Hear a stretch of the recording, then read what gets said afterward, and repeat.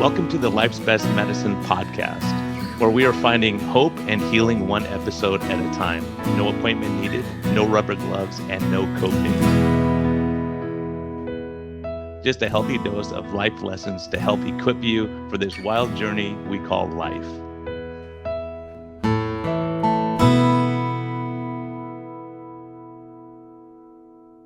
Hey everyone, this is a friendly reminder that we are here for entertainment purposes only.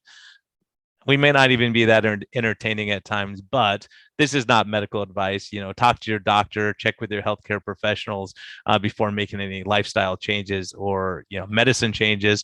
What we're talking about is our clinical experience and what we've seen. And so if you really want our advice, you can consult us. You can actually consult me as a doctor, or you can consult my guest and get all your questions answered. But we can't give free medical advice because we can't pay our bills with that, but we can help to educate you a bit and allow you to think a little bit. And always reach out to your medical professional before making any lifestyle changes. Thank you. Hey everyone, believe it or not, we are in November. Holy cow. It seems like this happens every year, and every year it just sneaks up on us. So this is the landmine time. This is where we try to just, maintain, not to go out of control. Thanksgiving, Christmas, all these things are coming up in the near future, family visiting and vacations and all that kind of stuff. So now's the time to really, really watch it. Use tools if you need to, like Health Code, who sponsors this podcast. They have great recipes online for pumpkin spice and all kinds of things. You can make pudding or ice cream or things like that, because when everyone else is having their sweets, like it's really hard to stay strong. So look at those things. Go check out all their recipes. Health Code, Get Health, GETHLTH.com. We have a discount code with them, MedHealth, METHEALTH, for metabolic health. It's really important right now during the holidays as you enjoy family. Don't make it all about the food. Make it around the family and your connections, friends, spending time, all the important stuff. So allow them to help you with some tools. Also use your Keto Mojo, being able to track your ketones, see if you're staying on track your sugars, which are really important this time of year. And so I just want to thank them both, keto-mojo.com, for another year of sponsorship and keeping this podcast going. Also, I'll give a plug for myself, Arizona Metabolic Health, ArizonaMetabolicHealth.com. We can help you. We're doing consults. We're doing, short-term follow-up or follow-up forever. But I'm doing all online, so if you want to talk and get your metabolic health squared away, laboratories, things like that, please reach out to us at ArizonaMetabolicHealth.com. And thank you again for listening. And, stay the course during the holidays. You got this. Keep fighting on and stay well. Hello, and welcome back to the Life's Best Medicine podcast. Today I have a repeat visitor. He's got a story for me. I don't know the whole scoop yet, but I know part of it, so we're all going to learn it together. Owen Johnston, physical therapist. He was, if you want to go back and hear the backstory, he was episode 111 of this podcast, so go back and take a listen. And he's a great guy here in San Diego, just a positive force. He's done a lot of good work here. He does a cash pay physical therapy practice, and he's really, really helped a lot of my patients get better from injuries. And it doesn't happen very often where I refer out and people will email me or call me and thank me for the referral. Like usually they just expect it. So Owen, thank you, man. Thanks for the great work you're doing, and thanks for joining me again. Yeah, man, my pleasure. Always happy to be on. So tell people a little bit of the background of how you ended up where you're at now, and then we'll jump into your latest revelations. All right. So quick backstory. Let's see here. Well, I guess, kind of starts in 2020 when everything shut down for whatever reasons. And I was in home health. I was working in home health, and this will kind of lead into the story, but I was going into homes, and I'd considered myself spiritual for the past few years before 2020, and that's how I was able to kind of get away from like drug and alcohol addictions and stuff like that through like the programs of recovery. And so I'd kind of been away from the Christian church and faith, and I kind of always had a chip on my shoulder about it. But when I was in home health, I was going into these houses and talking with a lot of people, a lot of Christian people. And we had all these things in common, mainly about all the things that were going on with COVID and politics and everything. And I was like, wow, how am I getting along with all these Christian people all of a sudden? This is kind of interesting. And and then when I used to work for Kaiser Permanente, and then Kaiser Permanente came out with their vaccine mandates. I'm not sure if I'm allowed to say that, but we'll say their mandates. And I said that I wasn't going to do it. I put in with a religious exemption, and they denied it, and they terminated me. And pretty quickly, because I was fairly outspoken about it, I refused to test. I was like, no bodily fluids in or out. I'll keep taking my temperature, and I'll keep answering those 6 questions like we've done for the past like almost 2 years. And they said it's not good enough, you're out. And I said, well, cool, I'm gonna open up my own physical therapy practice then. And open up my own physical therapy practice. And luckily I had some great mentorship. This guy named Aaron LeBauer. I always said that I kind of followed the omens because I had read this book called The Alchemist, and it's a great book and talks about following the omens. And really the omens turned out to be, I was kind of on God's path, and he was just kind of guiding me. I didn't really quite realize it fully. And then what happened was, you, Dr. Lenskys, I kept hearing your name like throughout. As at a farmer's market, some nurse told me like, wow, you're doing some great stuff. You got fired. This guy named Dr. Brian Lenskys, he's awesome. And then I heard your name a couple more times, and I was like, man, I got to get in front of this guy. I keep hearing his name. I got to follow the omens. And I'd even like mentioned you in front of my parents. We were at dinner, and I was like, yeah, I keep hearing about this doctor. They call him like the low carb doc. I got to get in front of him. They're like, oh, Dr. Lenskys, yeah, like we know him. Like he was on this documentary called Fat Fiction, and I was like, oh, really? I was like, interesting. So I checked out the documentary, and then I got in front of you, and I left you with like a gift certificate, and I was trying to kind of build my email list. So I like wanted you to do like a raffle or something to get like Yeah, name, totally. Yeah, phone you came number. rolling in, go, hey man, can you help me out? I'm trying to get started. I'm like, okay, we'll see what we can do, right? Yep. And then so gave that to you. And then you just so happened to give it to a certain person. And he gave me permission to say his name and talk about him, because he's become like a really big influence in my life and spiritual leader and mentor. But his name is Greg Hammond, the owner of Hammond Construction. And you passed that card along to him, and he called me up and said like, hey, I got this shoulder issue going on. I've seen like multiple practitioners, my acupuncturist, who usually gets me better with everything else, not really working out. And Dr. Lenskys gave me this complimentary card for like a total body diagnostic. And I said, sweet, well, come on out. And then I evaluated him and realized that he had biceps tendinosis going on. I was like, yeah, that's very treatable, and let's get you going. And I started working with him, and let's see here. After a couple of visits, I think he realized that I was kind of different because I asked a lot of questions. And I noticed that his wife was always outside like reading books, and he was like, oh, she's a big reader, I'm a big reader. I'm like, oh, that's where the knowledge is. And I was like, what's a favorite book for you?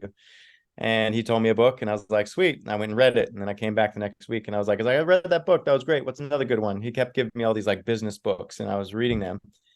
And then he said, you know what, hey Owen, why don't you come to my house? We got this group called Alphas. He's like, I think you and your wife should come check it out. I was recently married to my wife, and so we went out there, and turned out to be a Christian based class, and kind of So a wait, let's introduction. stop there, man. Was it weird for you Okay, going and you're like, okay, there's a Christian thing. Did I know this was what it was gonna be, or you were cool with it, or what was your initial take on going? great question. So yeah, it was kind of like, let's see here. So I guess we'll rewind a little bit, and we're reading a book called Jay Shetty called Think Like a Monk. And my wife was like, basically it said in the book that like people are so ungrateful these days. They're not grateful for like the food that they get to eat and stuff like that. And only like a low percentage of people like say grace, or say gratitude for their food that they're given. I think like a huge portion of the population goes hungry. So Jen and I started praying, just praying to God, but not necessarily, Christ or Christian based stuff. Because like I said, been spiritual for a few years. Grew up in a Christian home, but we'll get into that in a little bit later. So when Greg offered for me to go out there, like I pulled up the thing on like the cell phone, I showed Jen, I was like, is this what he says his house is? And Jen was like, well, I don't know, it sounds like he's having you read some good books, and maybe we got to follow the omens on this one, and we got to go. I said, all right. And we were pretty busy too at the time. We were like super busy. We didn't want to add anything else to our plate, but we're like, I think we got to go. I think the omens, we got to follow them. But really, it was just God just kind of guiding me. And Jen had grown up in like kind of a Catholic kind of style background, kind of more fire and brimstone kind of God sort of a thing. And um, so she was still kind of like, she was more spiritual than anything, believed in that there was a God, but not necessarily the way the do as I say, not as I do Catholic sort of stuff, and controlling. So we went, and it was pretty life changing. Like it was pretty awesome to like learn and actually enjoy myself and enjoy myself with fellowship and sharing in meals together, and then kind of doing some Bible study and stuff like that. And Greg was like, well, cool. Well, now the class is over. You're still doing like our life group. You should come to our life group. I said, cool. And started doing life group. And at the time I was working Sundays. I used to work Sunday, Monday, and then work on the business on Tuesday, then treat Wednesday, Thursday. And so the next thing was to get Sunday off my plate so I could start going to church again. And it took me a few months, but I finally was able to shift my schedule around, and I was actually excited to go to church instead of feeling like I had to or didn't want to go. So, and when I did, I think I did some post on social media on Facebook, like a Facebook Live, that I was going back to church and I was excited about it. And one of my friends said, like, praise God, like kill the fattened calf, get the ring and the robe. And I was like, I'm very familiar with the prodigal son story. And really, when it comes down to it, that's really my story. And I guess I could always rewind even more and kind of share that portion of it. But I'm super grateful for you for putting Greg in my life, and Well, I'm super grateful. I'll tell you, here's what's crazy is I knew about him before he became to me as a patient, and it was so ironic, and I can't give too much detail, but basically, I had heard of great things he's done in the community. He's been a very giving, kind person. He's helped build churches. He's done a lot of stuff, and I didn't know him personally, but I knew his name through friends and things like that. I don't run in the same circles. I'm a doctor, you know what I mean? We don't make as much money. But the funny thing is, he came in for a consult and we started talking, and he goes, look, I'm just looking for a doctor who's going to treat me with respect and be nice to me and not yell at me every time I go. And I go, really? Your doctor yells at you? He goes, oh my gosh, he would yell at me when I could, because I didn't go in frequently enough and I didn't take care of certain things. And I said, wow. And I said, where were you? What practice were you? And it was my old practice that I was at. I was like, I was probably there. I probably never saw you, but I was actually, that's where I came from, actually. So, anyways, and just to send him to you because I knew he was hurting for a while. I was like, let's just get it taken care of, man. You could pay cash and go get it done, and then you like fix him on the first visit. And he was amazed. He's like, oh my gosh, I thought like I was gonna get surgery, and all of a sudden I'm like doing everything again. So it's pretty amazing when you have that impact and then you have that human connection and then you feel like, oh, I'm going to go back and then he had credibility to you to go and go to his house and maybe be outside your comfort zone and then making relationship, making friends. Because I think that's an important thing, as a doc. I just see it all the time, like so much. Like on my old podcast, my not my old my I still do it, but low carb MD, when I talked about faith or these kind of things, people wouldn't want to hear about it. They go, I just want to hear about low carb, but they all go together. It's like life stress. You've been through a major life stress, huge upheavals, and I know your past, you've had struggles, and you think about that, like maybe if you want to share a little bit about your past struggles and say, where was God in those struggles, right? Okay, yeah.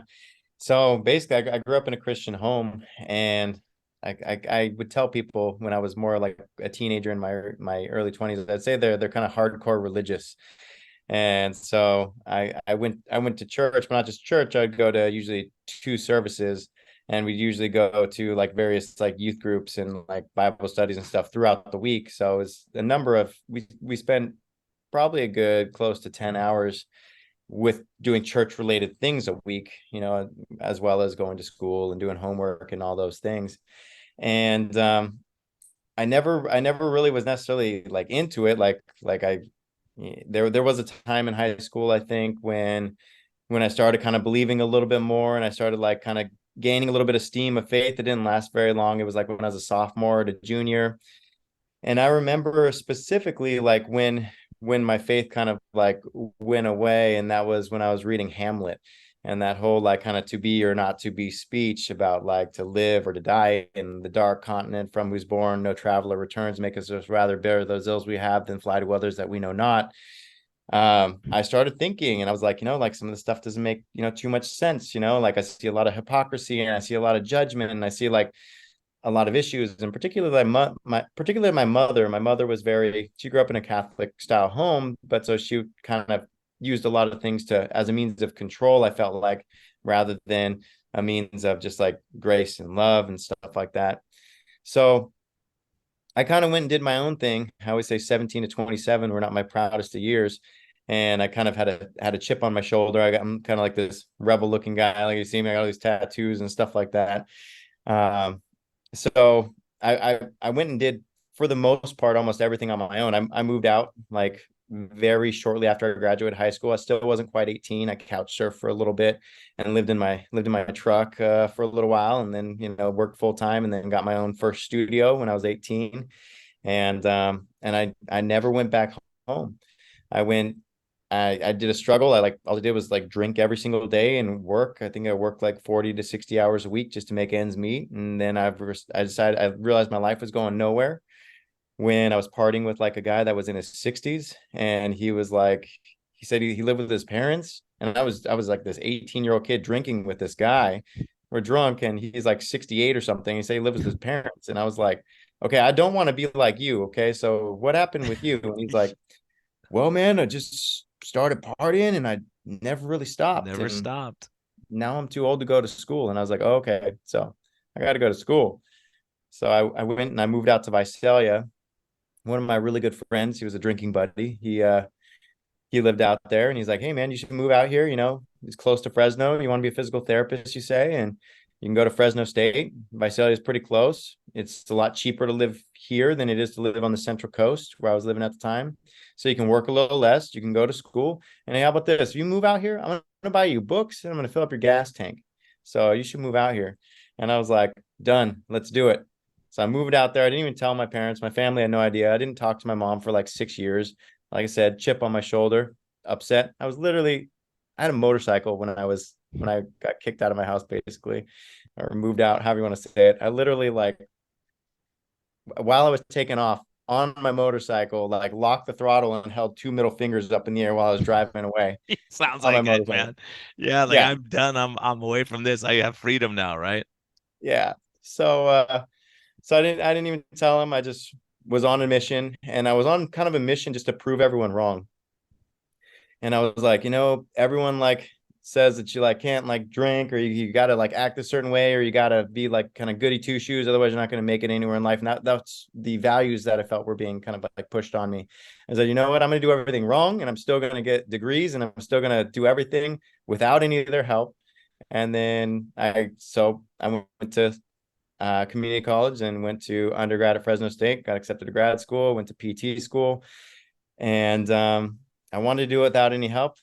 And I think the last year of PT school, I actually needed some help. I had to reach out for my dad, and he helped me out a little bit financially. And The prodigal son, right? like it's And a you were long still the story. prodigal. Yeah, I want my inheritance now. Yeah, yeah. So I made it through and got out of school, and um and like I said, I still kind of had like a chip on my shoulder. And I say I was a functioning alcoholic and drug addict from 17 to 27. Somehow got a doctorate, but I actually got sober. I think it was like 7 or 11 days. I forget exactly. Let's say 11. I think I got sober like 11 days before I graduated with my doctorate. And I was living in Santa Maria, I believe, and I was working at my soon to be job. I was doing my last clinical rotation, and my buddy he'd gotten sober at, I think, 17. He was my best friend growing up. His name is JC, and he got sober. Yeah, maybe no, he got sober at 20 years old. He was a mess. he had crashed 6 cars, motorcycle, kicked out the back window of a cop car, all blacked out. So I said, if that guy got sober 20 years old and he's still sober at like 27, like obviously he was worse than me. I felt he was more of a sinner than me. I felt. I was like, he can help me. So I said, hey man, I need to change my life.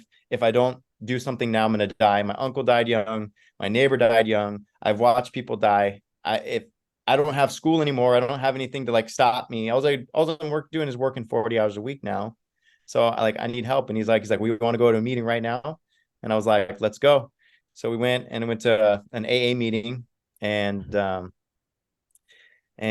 that's where I really felt like God for the first time ever was in the rooms of recovery. And like I said, kind of had a chip on my shoulder about like the Christian faith. He said, "You want to go to church with me?" I laughed and said, I was like, "I'm never going to go to church with you, man. I'll go to an AA meeting with you any day of the week, 3 times a day, whatever, but I'm not going to go to church with you." And I remember when I did graduate with my doctorate, my dad was there and took us out to dinner, and he didn't even know. I didn't even tell him because I tend to not tell people things, because if I tell people things, I have to do it. And we were at dinner, and my dad was like, "Here, you want to get some champagne? Like, you just got your doctorate." And I was like, "No, I've actually been sober for 11 days. Like, I joined AA." And Wow. he was like so happy. He's like, "Oh wow, well that's great. Never mind. No, get no champagne. Like, no, no, no." Like, and Wow. Yeah, that's good, right? Yeah, that's great. so but I still, like I said, had a chip on my shoulder until all this COVID stuff. I'd been in like sobriety and like left all my like addiction and behaviors and stuff at the door for like almost 7 years. And then the COVID stuff, and then the connecting with the Christians, and then kind of connecting with you, connecting with Greg, and then boom, back in the church. And when I first walked into church for the first time, like excited to be there, like it literally did feel like the prodigal son, like when they just talked about it this last weekend. And like I teared up, like just the fact that, I mean, my father is just like, the father in that story, just like God, just like ran to meet me, super excited. He always like, he bought this shirt for me. He buys the nicest clothes for me. He even bought me a ring when I was in Mexico recently. I was struggling with our business and stuff like that. So like, he bought me half of a grass-fed cow. He literally bought a fattened calf for me.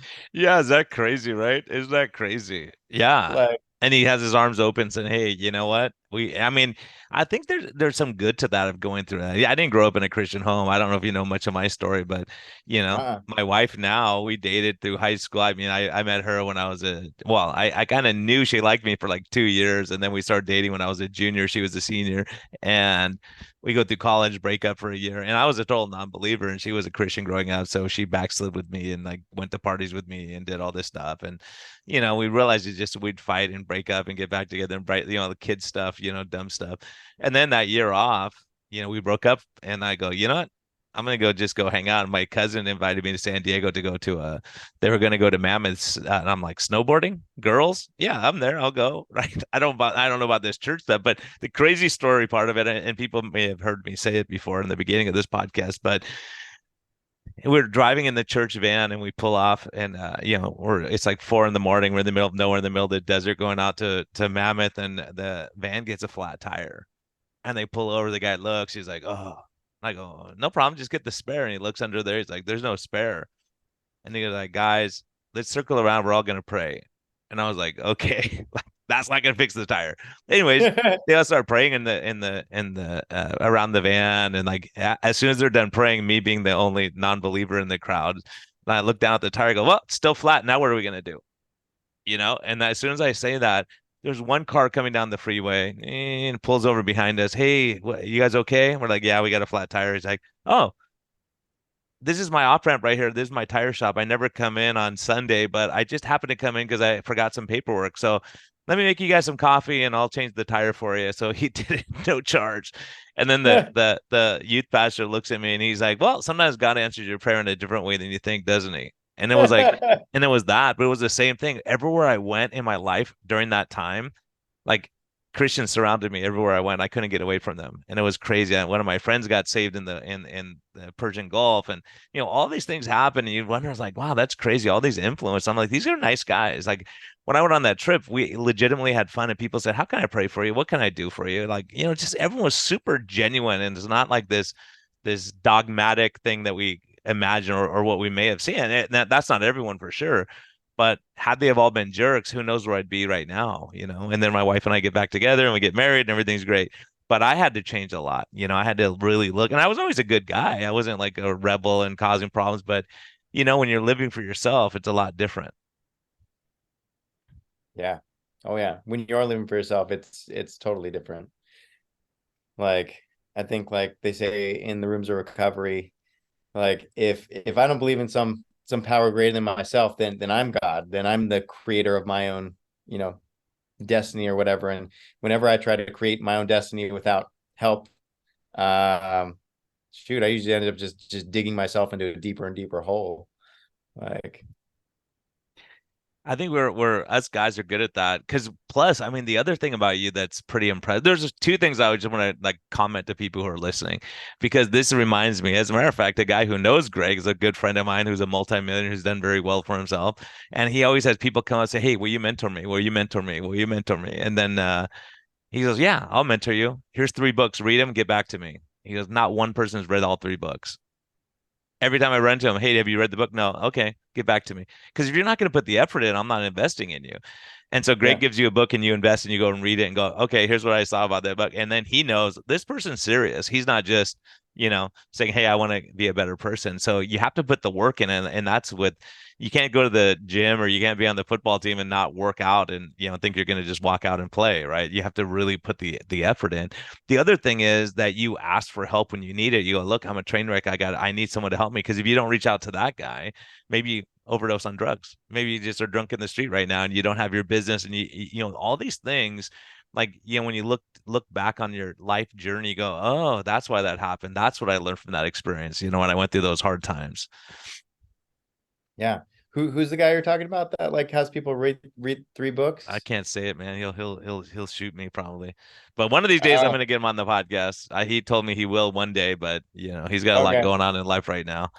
Yeah. Well, maybe you could tell me later off the air or Yeah, something yeah. like We'll do that off the air. because I'll actually read those 3 books. I won't Yeah, just all read the right. 3 books. I'll read 30 books I know my probably. buddy's gonna listen, so he might show up to my door and drop off those 3 books. If he drops them off, maybe I'll read them first and then hand them off to you. There you go. There you Yeah, go. I'm yeah. down.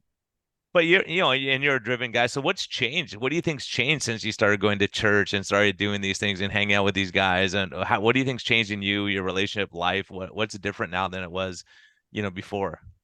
This is a great question. And another two things I guess I forgot to mention them, but the kind of two guiding lights in this. I call them my angels, but there's Christina Werner of Public Square, and then Amy Reichardt of Reopen San Diego. So Christina came in and she just like totally like just like tried to blow up my business, tell everyone about it. Public Square is a great like freedom-based like marketing company. I was like one of the first 15 businesses on there. And she goes to Awaken Church. So I'm like, while I was talking with her, she was always talking about God. So that was like a God shot right there. And then also to Amy Reichardt, I was on this text thread and she with a bunch of nurses that were going through the mandates and all that stuff. And she's like, wait, oh, and I know you. Like we're on this text thread. Like I want to like blow you up on my newsletter. I said, okay, cool. And she blew me up on her newsletter. And we started getting more patients and stuff like that. And she goes to Awaken Church too. And so that was those two little, like I said, my angels right there. They were another like guiding light to the church, among you and Greg and stuff like that. But they definitely made me go, oh, more Christians that I'm getting along with. But so okay, back to the question. How's Wait, my life changed? wait, hold. I'm gonna jump in here for a second. Then I'll Okay. give you a second to think about that. But you know what's interesting to me, and I was just contemplating this. Most of the doctors who stood up and said this stuff's crazy, most of the people I know, like your guys at Public Square, these kind of people, most of them I find are people of faith, right? They're people of faith and say, "Look, I'm used to not being like the cool kid. I'm used to like standing out in the crowd type thing, and everyone else is saying, 'Hey, get drunk, pick up the girls, cheat on your wife, and all this stuff.' And you're the outlier because you're not doing those things, believe it or not.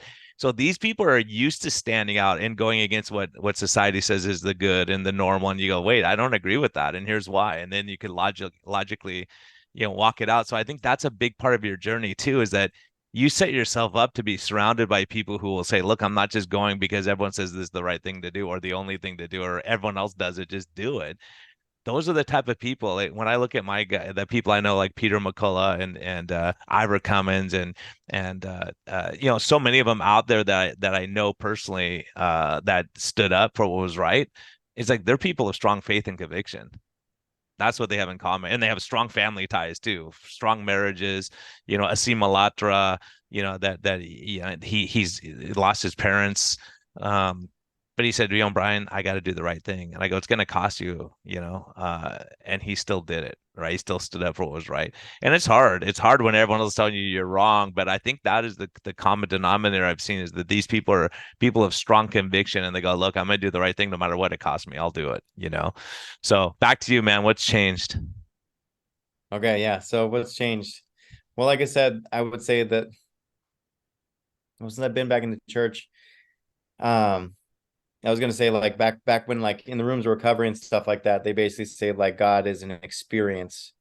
Like, and I remember that the experience was like, I don't know, I'd get like goosebumps. I'd feel really good, like when I'd identify with someone's story and stuff like that. And just the the obsession with alcohol and drugs was just removed. It was just gone.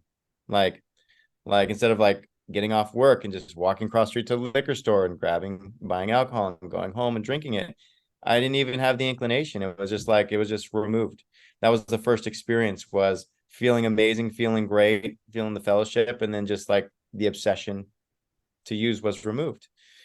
But when it comes to the church, similarly, um, like I said, I was excited when I first got to go to church on a Sunday again, and I had never looked forward to church. I always like hated Sundays growing up. I was just like, oh great, we got to sit through like two services and be bored to death.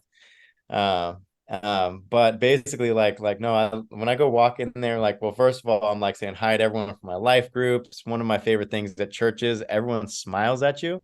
So I do this thing when I walk around San Diego, and I smile at everyone. I try and engage everyone's mirror neurons to get them to smile Yeah. back.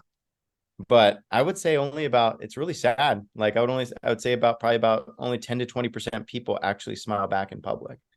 But when I'm at Yeah, and church, that's something, man. That is something I just want to jump on that too, because when I'm in Arizona, seriously, you cannot walk where I'm at in this small town. You can't walk by someone without saying, if you don't say hi, that would be something crazy. Like here, but so many people, I'll say good morning and they just walk by. It's a totally different vibe. It's a totally different. Like one of my friends in Arizona said, yeah, I think in California they had a bunch of $100 bills fall on the ground. I go, why do you say that? He goes, because you walk by people and they're looking down for $100 bill or something, because they're not looking at you to engage with you. Wow, it is kind of wild. And I find what I find though, so many people, like if I'm walking into the gym or whatever, and there's someone walking by and I smile at them, they'll smile back like a huge percentage of the time, or they'll say hi or whatever. But there are that percentage of people who just won't engage you at all. Yeah. yeah. So at church is literally 100%.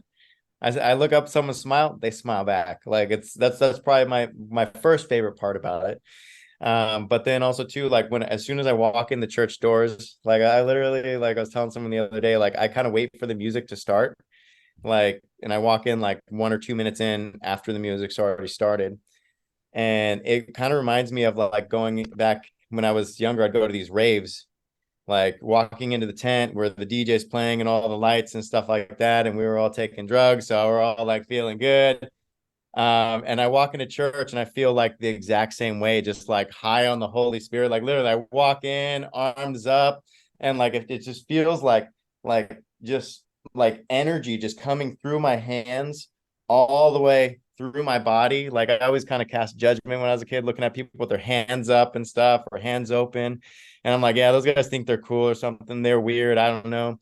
But so that's another like experience, like literally like feel like I'm on ecstasy, just walking in there. And when I was in grad school, and me and my buddy Matt, we used to go to raves and stuff like that, and then we were making fun of this Christian guy that was the president of our of the PT program.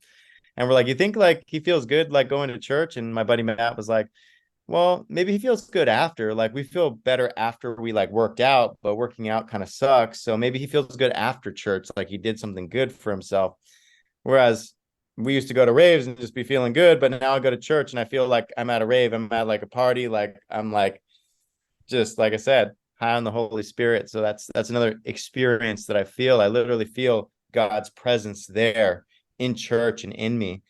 When I was baptized by Greg, Oh yeah, that was the like other part of the story I wanted to hear. Yeah, so I think he told me or you told me that Greg actually baptized you. Wow, that's pretty amazing. yeah. So, and I'd known that he'd been a preacher like previously, like in his past like life, and and we were going to the life group and stuff like that, and started going to church again. And I was like, hey, Greg, like, and you've been kind of like a spiritual leader, a mentor. He told me to start praying like when I was struggling, like with my wife, like if we were having like a heated disagreement or learning experience, we call them to like literally be like, here, can we stop and pray right now? So he encouraged me to do that, and it's been great. He encouraged me to pray with my wife Jen before we go to sleep at night. So that's been huge too. So I was like, Greg, you've become like this spiritual leader to me, and it's just so amazing. And I was just wondering if you could baptize me. I think I would want you above anyone else to baptize me. And he was like, it'd be an honor. So he baptized me and my wife was pregnant. So he said that was his first time he did a twofer, baptizing a pregnant woman. So we both got baptized on the same day, among with a couple other people in our life group. And when he dunked me, and then I came back out, like I felt like I like came out through like a portal sort of a thing, almost like I'm getting goosebumps talking about it. But it was similar to doing like a fire walk. I did a fire walk like a year and a half ago or so at this men's self-development retreat. And like it felt very similar. Like I shouted like my mission in life, and I walked across the fire, the hot coals, and then came across the other side. This guy just gave me a big hug. It was kind of like that, being baptized, like just going through a portal. And I knew things were different. Like things had changed. And there's some other reasons too. I can get more into those, but Yeah, no, there's that's amazing. I think that's it. Like being able to sit and pray, sit and pray. Things are hard. You're having a hard day. You're having a tough day, and just go, okay, God, this is a rough day. I'm not just going to be a negative, Debbie Downer, whatever. And I think that's so important. I think a lot of people just can't appreciate that sense that it's like, and really, when I look at you and like not, doing what you did, jumping out and saying, for me, by that time in my life, I had progressed to a point where my faith was pretty dang strong. I'm like, okay, God, if you're leading me down this path, every door slammed shut and other doors have opened. Like, I got to follow that. I'm not going to walk in fear. And there's so many things. And I was just talking to some buddies last night about it. We got together and, it was really amazing. Like when I shared with him we had an embezzlement at my old practice and, I wasn't going to get a paycheck for a while. And I was like, that led me to where I was. Cause when you don't get a paycheck for a couple months because you got to pay your bills and someone took all the money out of the business, you go, okay. When I left the business, I go like, you know what? I want a couple months without a paycheck. I can do it again. We can figure it out. We just got rid of cable. We got rid of stuff we didn't need, and you trim down and you go through life. And it turns out it was one of the biggest blessings of my life because I found out my friends have said, "Hey, what do you need? I got you, man. We're good." Right? And I never needed to take them up on it, but the offer, that was the biggest blessing ever to know that people got your back when you need them, and like you have friends who go, okay, I'll drop what I'm doing. I'll help you get off alcohol and drugs. And, it's amazing when, if we invest in each other, what we can accomplish. Oh yeah. No, without a doubt. And that just reminds me too, like two of my mentors, like actually that I pay a lot of money to, like one of my business coaches, I literally pay 50,000 a year for this guy. So like the guy that someone wouldn't even read 3 books to be mentored under somebody, I pay 50K a year to be mentored under somebody. Wow. And this guy, he's like we see him on calls like once a week and stuff like that. And we get to work with his team and stuff like that. But I was telling him that I was struggling and stuff, and telling him about some of these emotional breakdowns that I've had more so recently with the business and how much of a struggle it is. And he's a believer too. And he said, "Hey, Owen, like I'm one of the few people that has his personal cell phone number. He's like, hey, Owen, like, your brother, your brother in Christ too, and if you're struggling, you need someone to talk to. He's like, I'm here for you, man. You let me know. Like, yeah, we'll see you on the calls and stuff like that. But I'm telling you, like, personally, if you need something, like, I got you. And same with another business coach of mine too, as well. He's the very like next day when I was talking about trying to find that therapist that I found, and he was like, hey, if you need anything on, you let me know. And these are people that I pay money to, and they're like, that their time is worth a lot of money, and they're like, hey, whatever you need, I got you. Like, it's pretty incredible. Yeah, because they want you to be successful, they want you to do well, and then they start caring about you and want to make sure it's not just a paycheck for them. They really want to help people, just like how we feel about our patients. We want them to get better. You don't want them to be dragging on forever and ever. Like when you go, oh, you're better on 2 treatments, okay, you don't have to come back for the next 10 months. You know what I mean? Like I'll find other people that need help and we'll just move them out and move someone else in and do that. And when you're helping people, like just seeing you, like right now, your patient that was there, that they're working on her shoulder, massaging her neck, and it's like, oh man, that's like a luxury in life. Like to have people, there's a power of human touch, and there's a power of connecting with people. And when you're successful and you want to help other people be successful, there's something about that when people can help you through those hard times. I remember that too with my dad, and I was struggling, and I'm in USC, not making any money, and I'm paying all this money out, and he would go, hey, here's $100, go to Costco and like get groceries. I'm like, oh my gosh, like this is the best thing ever. Like when you need it, like you're thirsty and someone brings you water, you remember that. That's true. And there was some times like in college when I needed some money, and I was too prideful to ask my dad for some money. And literally I think my friend's mom bought me like a bunch of groceries. She brought them over, and I like posted something on Facebook like, thank you so much, like, for the food, Irma. And then my ex-girlfriend saw it and was like, she like hit me up, was like, what's going on? And I told her what was going on. And so her and her mom brought me over food, and she was like, don't post about this one, because I don't want my current boyfriend to be seeing that I'm like buying my ex-boyfriend food and stuff like that. But like literally, like they helped out. And then when I did swallow my pride and called my dad up, he was more than happy. Ran up, met me, and said, cool, like that credit card's maxed out, let me just pay that one off. And then like, here, like, do this, do that. Like, all right. Yeah, and that's one uh, thing that's come up is it's the love of the father, man. It's the love of the father. Like I remember when I was in Cuba, I had this message in my brain, and I was like, "Why am I thinking this? This is crazy." But the point was, no matter what, no matter what you do, no matter what you screw it up, dad would be there to help you. Like my dad, I was thinking if I get stuck in Cuba, my dad would use all of his resources to get me out, right? Like wherever it is, whenever there's trauma, something happens, like you do whatever you can for your kids. Like it doesn't matter if you've been a jerk or whatever it is, like I'm going to help my kid. And that message I've used so many times because it became so clear. As a matter of fact, there's a crazy God thing that happened there in Cuba. Is I was there and like I had this message and like I woke up at 2 in the morning. I'm writing it down. I start writing it down. I'm like, I don't know why I'm writing this down, but I feel like I should write it down.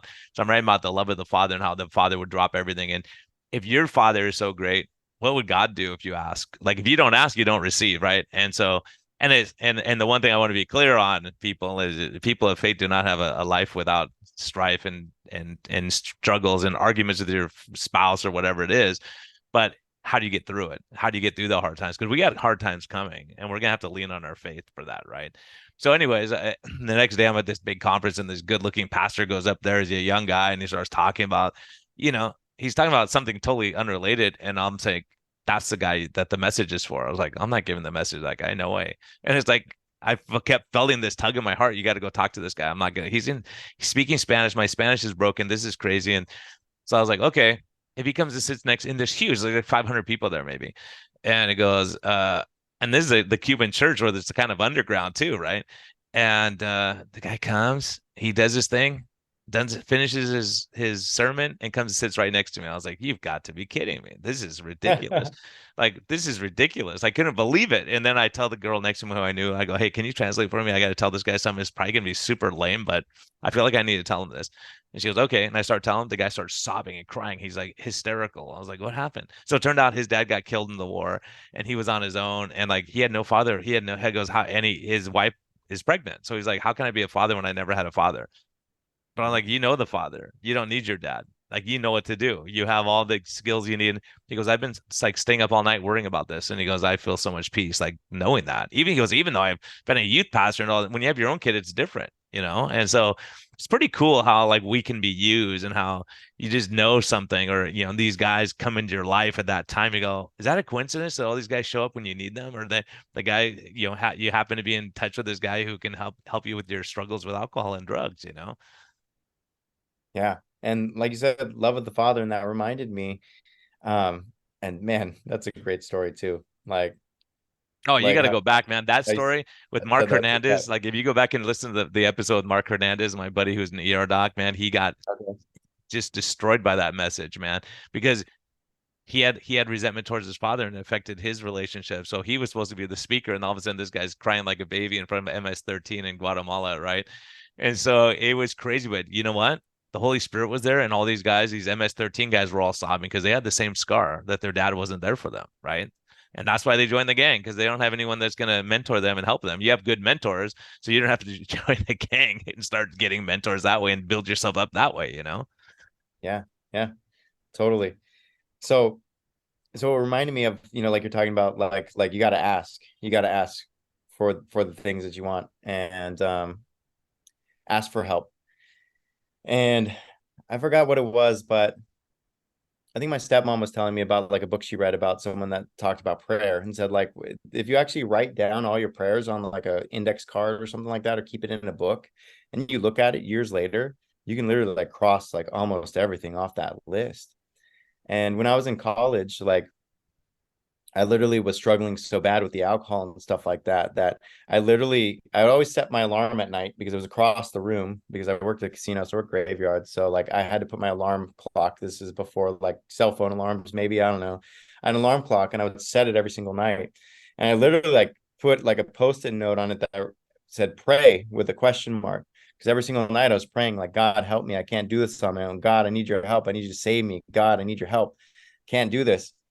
And it never came. It never happened. And then I read this book called The Greatest Salesman in the World, and it had this line in the book that said, if a son asks his father for some bread and his father doesn't respond, did he not answer? The answer was no, basically. Like, can't have bread. If he doesn't respond, the answer is no. So I feel like when I was praying, saying, God, help me, God, I need your help. And he's just like, no. It's if I were to help you out right now, you wouldn't appreciate it. Kind of like you can't give your kids what you want. You kind of give the kids what they need. And he was just like, no, you're not ready. No, you're not ready. No, you're not ready. You got to beat yourself down so bad that you really need me, that you really need my help. And that's the way I feel. Like I'm not upset about it. Like I was like, man, why did I never have this transformational change? Like I hear about people that are on drugs and they just get told, give your life to God, they give their life to God, and then everything's amazing. No, I had to do a lot of work, man. But that's my personality. I guess I got to do a lot of work. But literally, like every prayer that I've ever did, or every like vision board that I've created, like everything gets knocked off that list. It's just a matter of time. It may It's not not be in in our the time timing. It's I not want. when we want it. It's when it's supposed to happen, right? So you got to be patient, and you got to not just. It's not we're not rubbing a magic lamp where you just get a genie comes out. Oh, what do you want? I'll give it to you. No, it's not. That's not good for you. You got to wait it out. You got to learn. You have an experience you have to learn stuff, and I think we go through those hard times.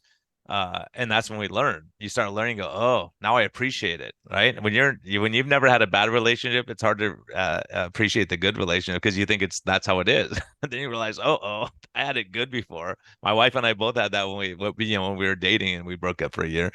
But our whole relationship changed. It all changed. And when you put God as the center of your relationship and go, okay, God, I'm gonna do what's pleasing to you. I may not feel like going to the play that she wants to go to, but I'm gonna go. I'll deal with it. And then things happen. So I think that, and I think as guys too, we're in such a place where we have to pull ourselves up by our bootstraps, like it's all on us, and we do it, and it's like it's all my glory. And so people don't realize, like people like I have friends who go, man, you're so weak, you have to rely on God. I just do it on my own. It's like, oh yeah, I'm weak then, man. God will come and help me when I need him. I'm all good with that. I'll call myself weak if that's what I need to get through life. That reminds me of a previous friend of mine. Um, as I started elevating and growing and doing other things in the business, it's interesting that some people just stopped talking to me. almost like I hold up a mirror to them. But I listen to a lot of like motivational speakers or inspirational speakers, as some of them like to be called. And like literally like mental programming and stuff, I call it. Like every single morning I listen to like quote of the day, motivational stuff. And I remember I told him one day, I said like I sent him like a quote or like a YouTube video link or something like that. He's like, what's this? I'm like, oh, it's a motivation. I think you could use some. And he's just like, oh no, I don't need motivational speakers. Those are con artists and scam artists and stuff like that. And I only do what I come up with and I think of. And man, the dude's like just above poverty level. Like, dude, like Yeah. you Well, can it's do it on your pride. own. All right, good luck. It's pride, and that's what I think is a huge thing. Is pride keeps you from looking up. Pride keeps you from saying, "Hey, I need help." See, pride is a killer for guys. It is. Like when you go, "Okay, I know how to do it." So instead of saying, "Hey, you built a multi-million-dollar business. How do you do this? Like, how does this work? How does this work? So many friends when I started this business, I go, "Hey, man, what are you doing over there? How do you do this when what is payroll? How do you do that? How do you get all this stuff you got to do?" It's great to have friends, and my brother's a business guy, so I could ask him stuff. And people are, when they're successful, they don't have no problem sharing their secrets with you because they want you to be successful too. It's kind of like if someone loses 80 pounds, they want to help everyone in the world do the same thing because they know what kind of difference it made in their life. And I think a lot of people who haven't achieved are the first ones to tear it down. Like the movie critics never made a movie, but they'll criticize everyone else's movie and say it's not good. Right, right. Yeah, And one thing, the painters, you never painted a picture, but you're the expert on painting. You never golfed, you never drove, but you know how to drive. And that's what I see in medicine. These young guys coming out of med school sometimes they've never treated a patient yet. And they think everyone else is an idiot who's been around for 50 years, who have dealt oh, with dying people and dealt with a lot of stuff. There's an arrogance that I haven't never seen before. And in medicine too now. There's an arrogance where we say this is how it is, you can't question it. You question it, we'll take your license. Like I've never seen anything like this before. The arrogance of medicine, it's incredible. it's crazy. It's like textbook versus experience. Like textbooks are great and you can learn a lot from textbooks, but like I don't know, there's something to be said about experience too as well. And I have noticed that, I mean, particularly when people give a lot of advice, they tend to people that just openly give lots of advice, they tend to like their lives usually aren't too good. But then when there's people that are great people like your brother, it sounds like typically you usually got to ask them for advice. Like you said, you got to pray, you got to ask, got to make the ask because they're so used to people like wasting their time that they're not just going to freely just give this information out just easily. Like you got to ask. But the people that are so gung ho about giving all this advice, they don't have what you want typically. They are just giving you textbook answers. And I think that's the way it's going to medicine too. They're just coming out of school, just all this textbook knowledge in their head, and whatever the teachers told them, that's the way it is. And they're just like, yep, this is it. It's like, You don't question. Even religion could be that way. They don't question. You have to question, go, wait a minute, why would that be? Why would these things be in the Bible? And when you have people who have experience, they go, okay, here's what they mean. Here's culturally what it meant. And when you could really understand. And that's a crazy thing. Like for you to come to these uh to as you go through life comes be able to say, okay, I'll go to church, I'll go do this. It's harder as we get older, it's harder to change what you do. Some people are like, I'm an atheist and that's it. No matter what you say, I was like, well, explain this to me. Explain this. And it's hard because that's why I did this podcast, not to convert everyone in the world, but to say, hey, look, explain Owen's story for me. Explain how he goes and he gets baptized at his age and he goes, he hated the church and he was a rebel and doing all this stuff. And how does this happen? I've seen it over and over and over in my life where people's lives get better when they say, okay, I'm going to die to myself a little bit and not just do everything I want to do. yep, yep. What would you say to that person who goes, oh, and yours live in a fantasy world? This is all fantasy. It's not true. Oh, I suppose I probably answered them with a lot of questions. Like, okay, what's untrue about it? Like, what do you mean it's a fantasy? What's a fantasy? Um, and I'd probably just ask a lot of questions. I mean, I guess my gut instinct would be mad to be upset about it, like, what are you talking about? But that's also kind of like the younger version of me too. That's like kind of combative or whatever. I'm just like, well, that sounds, and now it's like, well, that's interesting. Like what's, I guess maybe it's negotiation skills these days. I'd mirror them, like, like it's a fantasy. Yeah. What do How you do you mean? know? How do you prove? How do you disprove? I mean, it's one of those things like prove it to me. It's like, I can't prove it to you, man. I really can't. I can't prove it to you. I can say all my experiences. Maybe it just be a fantasy, but odds are it's not stuff we've seen, people that come into your life, all these things, and people say, well, that was just a coincidence, or that was just, it was meant to be. And so it's amazing how hard, I think you have to work harder to explain away all this stuff. It's really hard to explain, like, when I talk to my friends and they'll whatever they're talking about, life started from two sticks rubbing together or two pieces of dirt, and you go, oh, I've never seen life start from inanimate objects. Have you ever seen a rock and a tennis ball come together and now there's life? I mean, it doesn't make sense to me. It's like there has to be at some point a creator.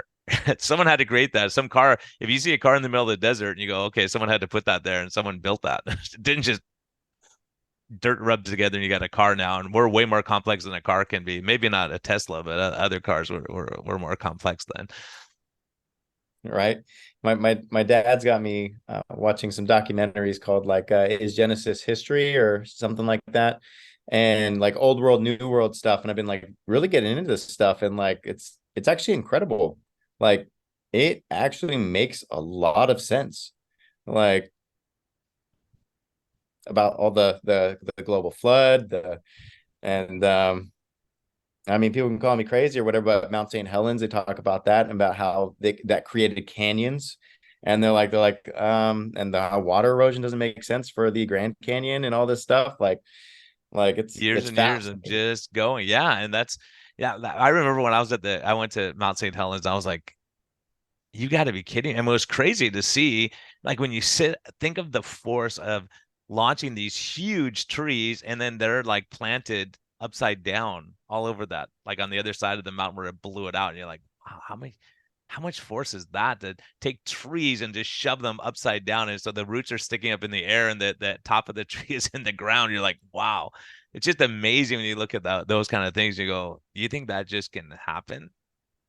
Right? I mean, there's so much like that, and and when you look at the sun and the moon and how huge, and that's a dinky part of the whole solar system and universe and everything else. And so yeah, it's pretty amazing that when you sit there and think, for me there was so much, and for me, I'm a logical guy, so I'm thinking, okay, if Jesus died on the cross, then all these guys, if he was fake and he never came back and other stuff happened, they would have said, okay, forget it. I'm not going to go die for this stupid idea it wasn't true. Like all these guys died for what they believed, and they were willing to sacrifice it all. They didn't say, okay, we were wrong. We're going to move on to the next thing, and plus the other thing that really made me start thinking, these guys, if they write a Bible, I'm going to be the hero of the story. If I'm the author, I'm going to be the hero and I'm the one who saved the day. And then all of them made themselves out to be jerks, like when they go, he's going to deny me 3 times and all this stuff. And they did it, and so it's amazing because we would write it as the heroes. That what made it more true to me is say it doesn't make sense. Like all these guys would say, yeah, I saved everything, I came in and I fixed everything, and I never had any problems. Right. Yeah. There's a humility to it. And like you said, people tend to view the world like through the lens that they want to look through, and they tend to want to make themselves out to be the best, sound the best. But yeah, like you said, they I have to don't. ask you, what happened with Jen with all this? Was it a weird thing for her? Was she all in with you? Was she like, hey, what are you doing? And like when you're married and one person starts having these kind of, feelings, I mean, was she kind of encouraging you that way already, or how did that work out? So this is a great question. And I remember I told her that I didn't want her to become like a Bible humper, that's what I called my high school sweetheart. She went through like she went a little crazy with a little fanatical, similar to like what I would consider like my mom and stuff like that. So like Like that was definitely, legalistic? and I shared that with her. I shared that fear with her. So our communication is very good. I think previously I wouldn't have, younger me wouldn't have communicated like that. So I was like, hey, there's my fears about this, but like we're gonna keep going. And so that was like really the only fear that I had of it. And she pretty much we pretty much, it's never really been like she's more into God or I'm more into God. It's been like pretty even throughout the span of time. There was a couple of Sundays that she went to church without me when I was still working on Sundays. And it was usually days that she was like really struggling. So it's like almost like she needed, her spiritual cup of tea filled. So I was glad she was able to go do that. I wasn't upset, but I was always like, man, I wish I could be there in church with her right now. But now we get to go every Sunday, so it's cool. So yeah, there was no inequality. I guess you could say we were both like equally yoked. Like we both kind of grow together. And if there's any challenges of ideals or anything like that, we balance each other out, I think, fairly well. And definitely it's communication. It's key, like communicating our wants and needs, and then also to praying about it.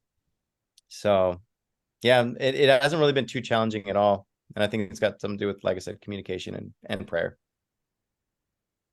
Yeah, and humbling yourself and learning what she likes and what's important to both of you, and keeping that, God at the center of your relationship. That's a huge deal because it's not all about you and it's not all about her. You start realizing you're a team, and how we all complement each other in life. I had to learn all that stuff too over the years. So now I have a base point from last episode. We can go back like 111. Man, I don't know how many of these episodes I've had now. They run together after a while, but what's life's best medicine for you? Life's best medicine for me. Well, I mean, I don't even remember what I said last time, but I guess for me now, right now, it's God. Um, and it always was, even too, like when I was 27. Like I said, I found God in the rooms of recovery.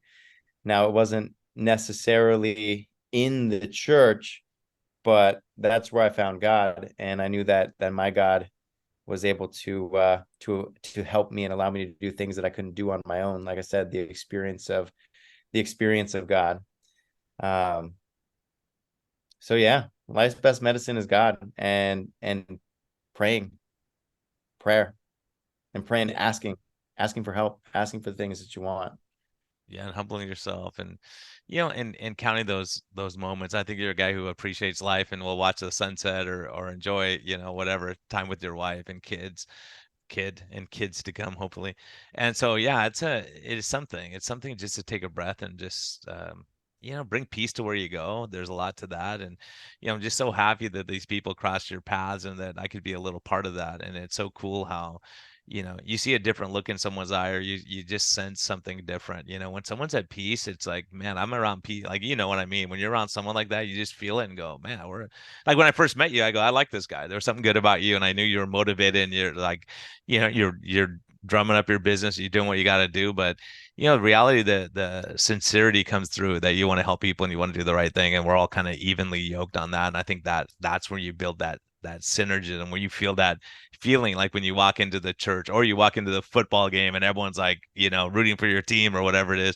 There's so much to be said about that. And just our experiences in life and where they bring us to where we're at. So hey, everyone, this is a gold medal episode.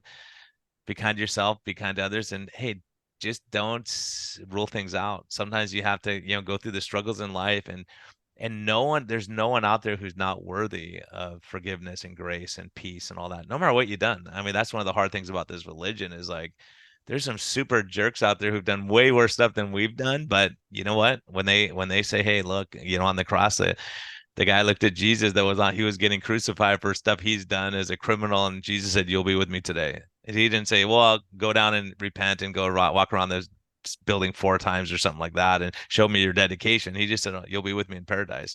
So I think that's a promise we can kind of hold on to, and I think just trying to get our lives right to be a positive influence on those around us, and just seeking for something more, not just being satisfied with crumbs when there's so much more for you. So hopefully this sinks in a little bit. It is deep stuff and powerful stuff. So, oh, and hey, thanks for reaching out to me, first of all, and thanks for sharing your story. I know it's not easy to do sometimes, and talking about our past and our struggles and all that, but the prodigal has come home. And I it's so funny because a few, I mean, probably 8 months ago, I said, I think the prodigals are going to come home. So you proved me right, at least for one guy. Hopefully we'll get some more of you. But yeah, it's amazing when coming home and being welcomed home again. That's pretty awesome. Yeah, it's kind of funny. My wife, I think we were in bed together on a vacation with my parents or something like that, and she was like, "Do you wonder if your parents are in like the next room over going, man, I never thought I'd see the day that out of all of my kids, the one that I'd have the most commonalities with is Owen. Especially, looking at me, this crazy tattooed looking guy, and my dad's a complete straight edge guy, like, like I said, kind of hardcore religious. And I laughed, and I was like, I wonder. And then we asked them like a few months later and told that story about that. And my dad laughed and said, we have had that conversation actually a few times. Yeah, and that builds everyone else's faith too. It's like, hey, don't give up. I was just talking to someone. He was just telling me that I just recorded a podcast last week, and this lady prayed for her uncle, I think for like 40 or 50 years. 40 or 50 years. He was 96 years old. And he says, hey, I want to know God. Like, who does that? Like, most of us like, okay, you're on your own. I've tried, you're done. Right. So people out there, don't give up. The Owens of the world. Then you can lay in bed and go, man, that's crazy. How did that happen? Trust me, I have friends and I go, how did that happen? I don't believe it. It's crazy, but it's amazing. Yeah, it just takes time and patience and perseverance and staying true to who you are too, and standing strong. So, and Owen, I almost forgot before we take off. If people want to track you down, how do they find you? How do they find your Okay, business? great question. So they can go to advancedptwellness.com. So that's our website, Advanced Physical Therapy and Wellness. They can also Google search Advanced Physical Therapy and symbol and wellness. They can Google that, San Diego. They can find me on Instagram, Advanced PT Wellness. That's the handle. Or they can find me on Facebook, Owen Johnston. So yeah, and it'll be in the show notes. I'll send you all the links and stuff like that. All right, Doc. Sounds good, man. We'll talk to you. Thanks. Thanks for all you do.